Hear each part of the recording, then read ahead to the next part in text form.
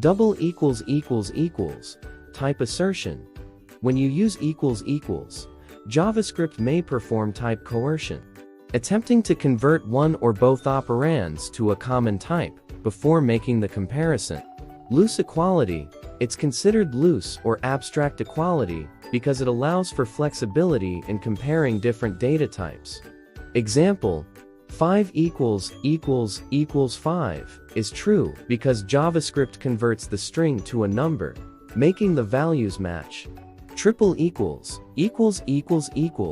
strict comparison. When US equals JavaScript requires both heavily and theta-petabyte. No type assertion. It's strict insistence. Fee values must be.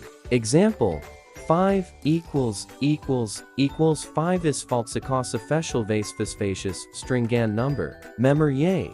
Think of equals as convertancum, or it's like a have against a based on, where both siza desment fate, even if thigh speaking feet.